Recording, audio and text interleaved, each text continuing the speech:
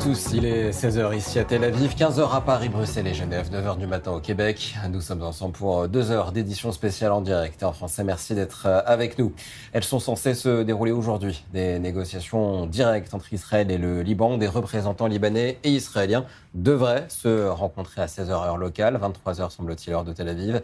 Beyrouth devrait notamment demander, exiger une extension du cessez-le-feu entre Israël et le Liban, une extension de 20 à 40 jours selon certaines informations. On fait le point sur les derniers développements au sud Liban avec Loïc Stécher.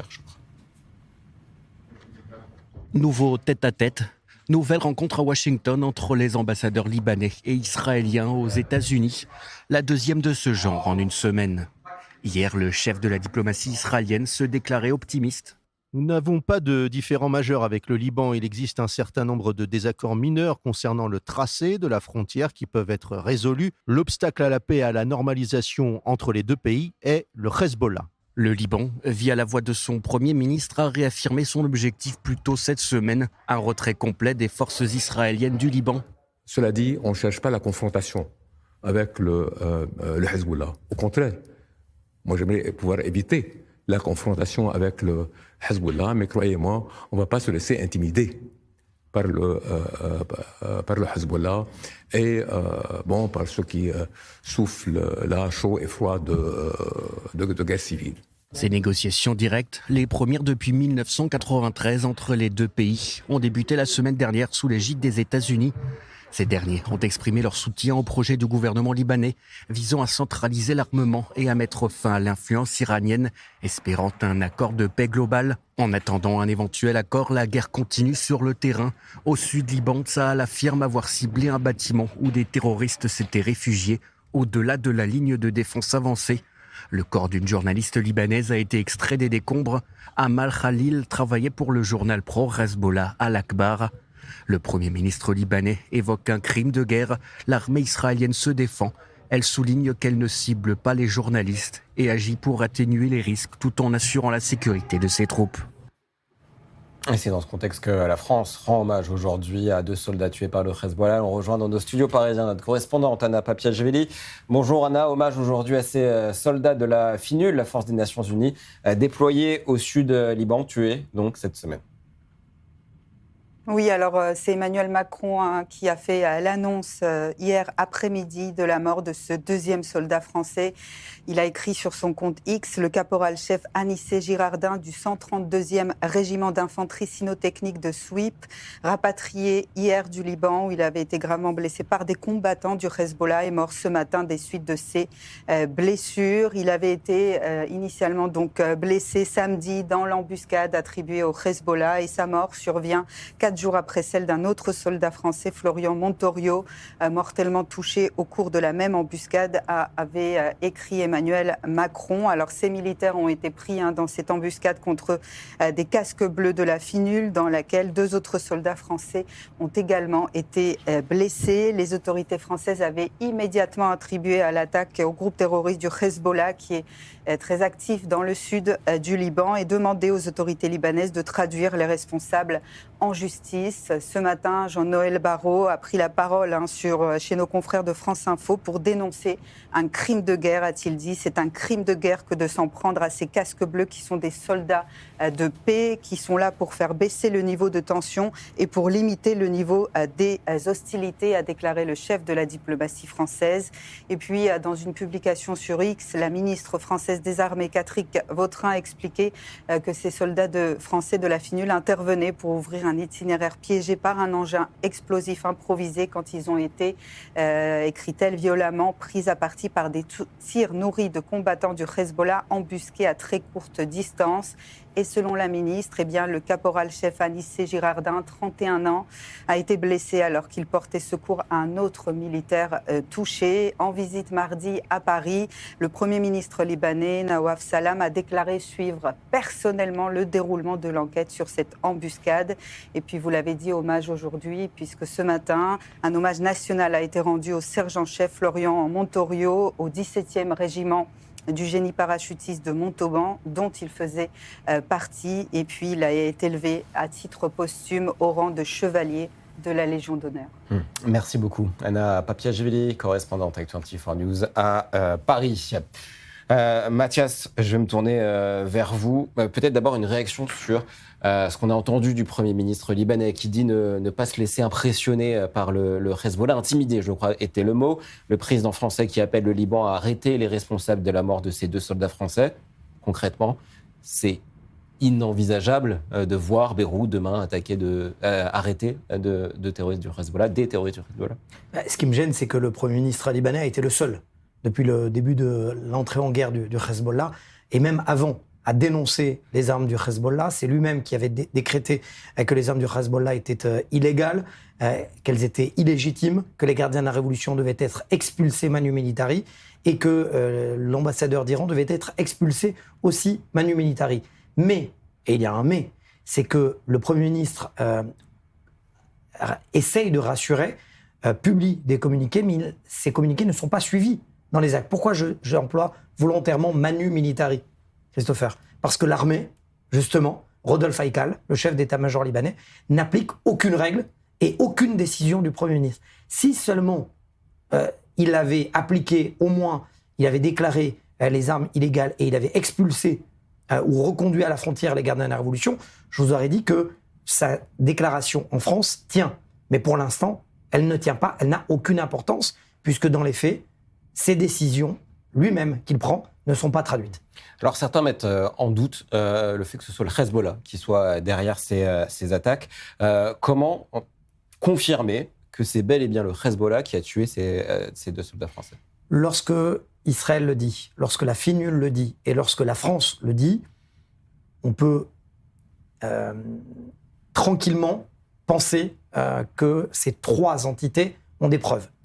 J'aimerais attirer votre attention sur les mots choisis, Christopher. D'abord, c'est ceux du président. Les combattants du Hezbollah, ce ne sont pas des combattants, ce sont des terroristes. Deuxièmement, je dénonce un crime de guerre. Parole du chef de la diplomatie. Pour dénoncer, c'est bien beau, le mot est important, mais l'acte est d'autant plus important. Troisièmement, la ministre, prise à partie. Non, ils ont été assassinés, madame la ministre. Donc en fait, à partir du moment où, d'abord, les mots ne sont pas assez forts, et deuxièmement, qu'ils ne sont pas traduits dans les actes, vous avez une situation d'une France qui n'est pas crédible face à 2 militaires qui ont été assassinés. Si cet officier cynophile a donc porté assistance, merci, à un collègue, et qui a été donc touché, ça veut dire que les tirs visaient le premier groupe, et donc le deuxième. Vous êtes d'accord avec moi ? Jusqu'à preuve du contraire, techniquement, il ne peut pas avoir été blessé avant, puisqu'il a porté assistance au premier groupe blessé. Donc ça veut dire qu'on les visait. Si on les visait, normalement, la France est en droit de répondre, ce qu'elle ne fait pas. Justement, sur la réponse française, ce n'est pas la première fois que des soldats meurent, des soldats français meurent. Il y a eu un soldat qui a été tué par une milice pro-Iran en Irak. C'est la 3e fois. La France, pour l'instant, ne va pas agir, d'après nos informations, d'après ce qui semble être le cas. Comment pourrait-elle agir ? D'abord, en envoyant des messages bien plus graves qu'ils ne le sont au patron du Hezbollah, c'est-à-dire l'Iran. Deuxièmement, en allant très clairement maintenant à Beyrouth et en faisant une démonstration de force. Puisque le Hezbollah a pris d'assaut, a pris en otage le Liban, à la France d'aller sur place, que ce soit au président, que ce soit au Premier ministre, au ministre des Affaires étrangères, et dire « Le Liban est un État souverain, vous n'êtes pas les bienvenus, messieurs les Hezbollah, dehors l'Iran, dehors le Hezbollah ». Pour ça, il faut du courage. Je ne parle pas... Attention, vous m'avez entendu, je n'ai pas parlé de force. Je n'ai pas parlé d'utilisation des armes. Mais dans le langage de la diplomatie, il y a aussi cette sévérité-là, c'est-à-dire je viens chez vous, je viens au Liban, j'arrive et je dénonce ouvertement ce que n'avait pas fait le président lorsqu'il y avait eu l'explosion du port de Beyrouth. Il n'avait pas prononcé le mot de Hezbollah Emmanuel Macron. Alors que là, il pourrait très bien envoyer un ministre, le ministre des Armées, un Premier ministre, et dire « Je dénonce le Hezbollah. Le Hezbollah ne constitue pas une force légale ou loyale au Hezbollah. Les Iraniens non plus. Au revoir. » Ça n'est pas fait. Merci Mathias. On va continuer évidemment à évoquer ce sujet du Hezbollah et de l'Iran. On va prendre tout de suite la direction du nord d'Israël où nous attend Mathieu Winding. Bonjour Mathieu. Sur le terrain, des violations du cessez-le-feu dénoncées par l'armée israélienne, des violations du cessez-le-feu de la part du Hezbollah avec des roquettes et des drones tirés par le groupe terroriste libanais. Oui, bonjour Christopher. Après une semaine de cessez-le-feu, les violations par le Hezbollah continuent. Ces derniers jours, l'organisation terroriste les a même revendiquées. Hier, un terroriste qui opérait un site de lancement de roquettes a été éliminé. Aujourd'hui, le Hezbollah a tiré donc un missile anti-char et plusieurs drones hostiles sur les forces de Tsahal. Et dans ce contexte, le porte-parole en langue arabe de Tsahal rappelle aux civils libanais que les opérations continuent au sud Liban et qu'il est très très dangereux de tenter même de rentrer chez eux. Le autre avis important à noter, celui-ci est émis par l'ambassade américaine au Liban. Il s'adresse aux ressortissants américains. Il leur intime de quitter le pays. Justement, sur ces opérations de Tsahal dans le sud Liban, le démantèlement de l'organisation terroriste se poursuit. Un terroriste de la force Radwan s'est aussi rendu aux soldats israéliens, Mathieu. Oui, Christopher, c'est une arrestation significative pour plusieurs raisons. Donc, le terroriste qui s'est rendu appartient à la force Radwan, comme vous l'avez dit, Christopher. Ce membre de la force Radwan préparait un attentat quand il s'est rendu après identification par les forces de Tsahal. Il a été transféré à une autre unité pour interrogatoire, mais la présence d'un membre de cette unité d'élite du Hezbollah est préoccupante. On rappelle que la raison d'être de l'unité Radwan, c'est l'invasion de la Galilée, que ses membres sont très entraînés et spécialisés dans l'infiltration. Et à noter que ce sont des soldats d'une brigade Haredi qui ont procédé à l'arrestation. C'est une brigade qui a été créée en 2024 et elle participe à l'une des missions les plus importantes de Tsahal, qui est de protéger Israël à ses frontières contre toutes les menaces. Merci beaucoup Mathieu Winding avec Efi Zarovski, donc depuis le nord d'Israël. Et nous sommes maintenant en ligne avec Avi Pazner. Avi Pazner, ancien ambassadeur d'Israël en France. Bonjour, merci d'être avec nous. On va revenir avec vous sur ces possibles négociations ce soir, normalement, entre Israël et le Liban. Comment analysez-vous cette deuxième rencontre? Les deux pays continuent-ils ce tournant historique entamé la semaine dernière ou est-ce une gestion de crise absolument temporaire? Bien, écoutez, c'est très important, premièrement, que les représentants de ces deux pays se rencontrent. Et c'est bien qu'ils se rencontrent à Washington, mais ce n'est pas exactement ça le rang et la hauteur des négociateurs qui peuvent prendre des décisions. C'est plutôt un dialogue pour l'opinion publique, pour bien montrer qu'Israël et le Liban se parlent, mais les vraies négociations devraient se faire pas entre diplomates, avec tout l'estime que je leur dois comme ancien diplomate moi-même, mais à une échelle politique plus élevée si on veut voir des résultats. Mais ce n'est pas encore le temps pour cela, parce que ce qui m'inquiète, moi, ce n'est pas le résultat de ces négociations à Washington aujourd'hui, c'est la situation sur le terrain où le Hezbollah se permet des violations chaque jour plus flagrantes du cessez-le-feu.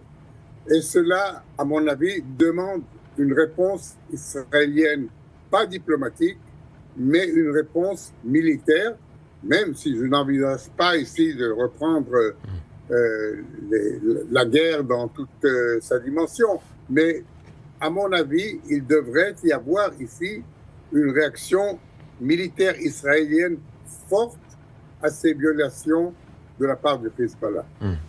Alors pour l'instant, malgré tout, les discussions se tiennent donc à faible niveau, mais aux États-Unis, vous l'avez dit, sans la France qui a reçu le Premier ministre libanais et sans la France qui tente encore et toujours d'avoir un rôle avec en plus, donc on vient d'en parler, la mort de 2 Français.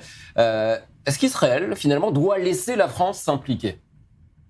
Bien, écoutez, Christopher, ce n'est pas par hasard que la France n'est pas impliquée. Israël n'a pas voulu l'implication du président Macron, qui a démontré pendant ces 2 ans et demi une position favorable au Liban, pas au Liban, aux ennemis d'Israël en général. Alors je sais qu'il y a des attaches française sentimentale envers le Liban. Vous venez de mentionner que le Premier ministre libanais visite Paris, alors que vous voyez qu'il y a déjà des mois et des mois et des mois qu'aucun dignitaire israélien n'a visité Paris. Et cela démontre bien qu'il y a un parti pris de la France. La France soutient ouvertement les Libanais. Et donc, il n'y a pas pour le moment besoin d'une intervention française dans les négociations. Nous avons les Américains qui ont réussi à imposer, je peux bien le dire, un cessez-le-feu entre le Liban et Israël, qui ont réussi à enclencher des négociations diplomatiques à Washington, qui pour l'instant font un travail excellent. Et je ne vois pas vraiment qu'est-ce que Macron pourrait ajouter en ce moment. Merci beaucoup, Avi Pazner, ancien ambassadeur d'Israël en France. Merci d'avoir été avec nous. Mathias, on en sait plus sur les exigences de Beyrouth. Vous en savez plus sur les exigences de Beyrouth, ne serait-ce que pour des négociations directes. Oui, une source américaine me confirme, et je précise, ce n'est pas officiel, que l'ambassadrice du Liban aux États-Unis, et de concert avec Simon Karam, qui est un ancien donc ambassadeur du Liban aux États-Unis, qui a été mandaté par Joseph Aoun pour négocier, eh bien, exigerait 2 préconditions pour négocier directement, à savoir l'extension de 20 à 40 jours, mais également l'arrêt complet des opérations israéliennes de destruction des villages. Quand on parle de destruction du village, c'est pas des destructions pour des destructions, c'est le travail du génie militaire qui détruit des villages pour détruire les caches d'armes du Hezbollah.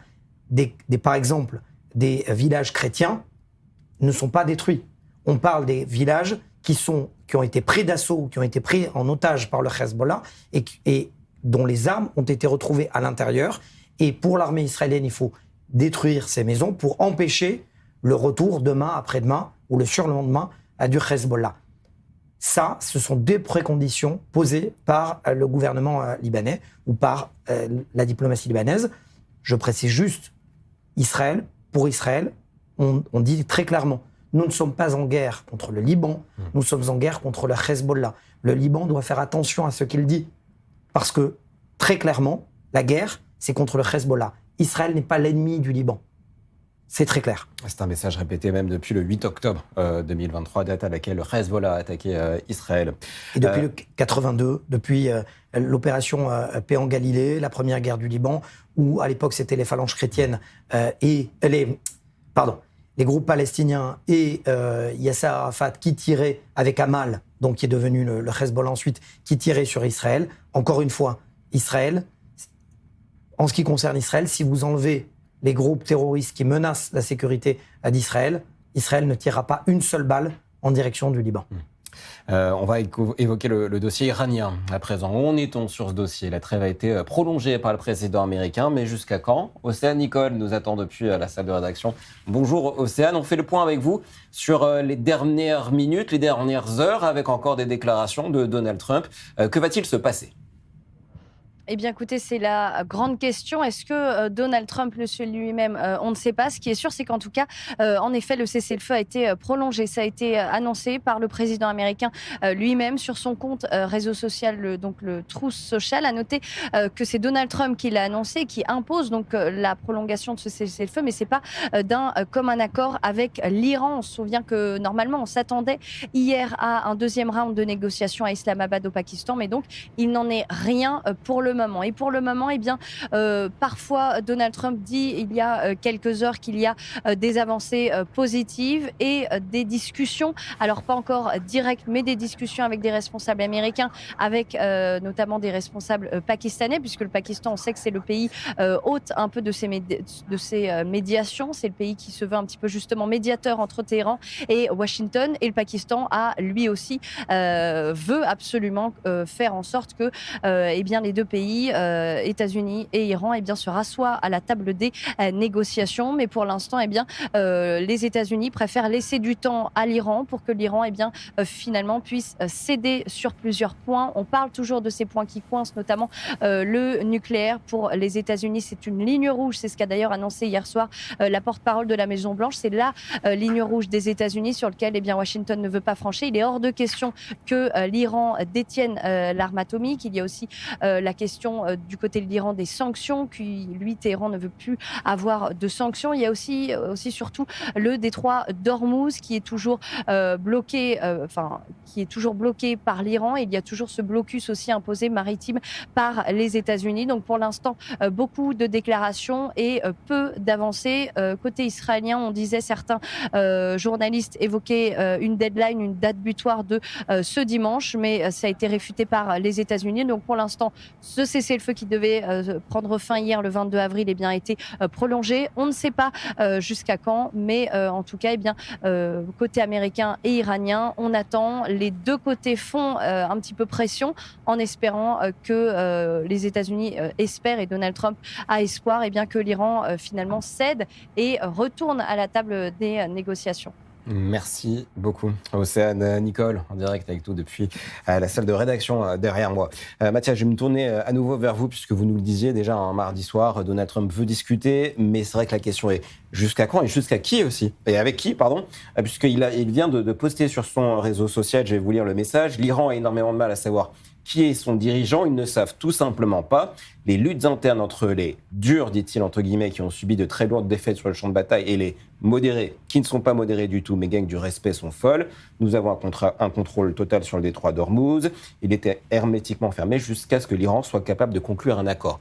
Deux questions, jusqu'à quand la trêve et avec qui discuter ?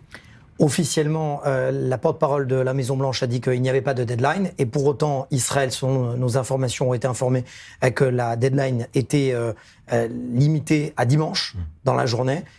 Et deuxième information, avec qui discuter ? Je vous renvoie à un autre message, non pas écrit par Donald Trump, mais écrit par un homme que je ne connais pas, et qui a écrit « Si il y a deux catégories de personnes qui veulent, un, négocier et l'autre, pas négocier, nous n'avons qu'à tuer ceux ou éliminer ceux qui ne veulent pas négocier. » Et ce message, ça me fait sourire, mais ça ne l'est pas, a été partagé par le président américain, qui vient d'écrire en revanche aussi « Je donne l'ordre à la marine américaine d'intercepter, de neutraliser et de tuer quiconque tirera sur des bateaux étrangers ». C'est encore une fois des mots utilisés par Donald Trump pour dire « Venez à la table des négociations, je suis en train de vous étouffer économiquement, mais je veux négocier. » Donc, messieurs, écoutez mon message, je suis en train de vous faire perdre de l'argent, venez à la table des négociations. Son but, c'est une guerre économique comme on sait que les gardiens de la Révolution veulent de l'argent. Ce n'est pas pour rien qu'il y a des fils et petits-fils des gardiens de la Révolution à Saint-Tropez, sur la Côte d'Azur, sur les plages paradisiaques en Espagne et surtout aux États-Unis. Ils aiment l'argent. Et donc le but de Donald Trump, c'est de faire en sorte d'aller toucher le porte-monnaie des gardiens de la Révolution et de leur dire « Venez parce que demain il sera trop tard ». Concrètement, j'imagine qu'on sait qui veut négocier ou non. Peut-être dans la partie de ceux qui se disent ou qu'on l'on présente comme modérés, j'imagine qu'il y a le chef de la diplomatie iranienne, oui, Abbas Araghchi, le président du Parlement iranien, Kelibaf, qui est un ancien. Lui, il est entre deux chaises, puisque c'est un ancien des gardiens de la Révolution, c'est un ancien boucher, et aujourd'hui chef du Parlement. Donc il a cette double casquette de gardien de la Révolution et d'homme politique. Dans le camp des modérés, on met aussi peut-être le président iranien, Massoud Pezeshkian. Oui, mais qui n'a plus aucune valeur, puisque son message a plusieurs fois été répété, mais dénoncé immédiatement par les gardiens de la Révolution. Et de l'autre côté, du coup, le camp des durs, c'est les gardiens de la Révolution. Ahmed Vahedi en tête, qui est, on le répétera, qui est le chef aujourd'hui des gardiens de la Révolution, qui est un ancien ministre de la Défense et qui est le planificateur présumé par l'Argentine des attentats de Buenos Aires en 1994. Dernière question, est-ce que les Iraniens pourraient surprendre tout le monde et attaquer en premier ce second round ? Oui, c'est peut-être, je dis bien peut-être, parce qu'on n'en a aucune réponse officielle, c'est peut-être ce que souhaitent les États-Unis, ou du moins l'aile dure des États-Unis, notamment Brad Cooper, qui est le chef du CENTCOM, et Pete Hegseth, le chef de l'armée, qui pourraient pousser les Iraniens à la faute. Attention, là, les Iraniens, Brad Cooper et Pete Hegseth, sont en minorité, parce qu'on voit bien qu'il y a des petites embarcations rapides aux mains de la marine iranienne qui sont capables de frapper. Or, les deux avaient déclaré qu'il n'y avait plus de marine du tout, qu'elle avait été impactée à 90%. Dans les faits, c'est faux. Et on va voir les images justement de ces bateaux qui attaquent des paquebots, des navires commerciaux dans le détroit d'Ormuz dans quelques instants. À suivre sur Act24 News, le régime iranien est-il réellement en train de se fissurer avec ces deux camps dont on vient de parler? Donald Trump affirme avoir étendu le cessez-le-feu dans l'attente d'une réponse dite unifiée de l'Iran. Cette désunion est-elle réelle ou d'apparence seulement? Quid du détroit d'Ormuz? Le blocus naval de l'Iran a été nommé furie économique par les États-Unis. Selon la presse américaine, le blocus américain pourrait s'étendre à l'image de ce qui a été fait au Venezuela. Une opération qui pourrait faire perdre 400 millions de dollars par jour au régime islamique. Cela sera-t-il suffisant pour le faire tomber? Restez avec nous, nous tenterons de répondre à toutes ces questions juste après une courte pause. À tout de suite en direct et en français sur Act24.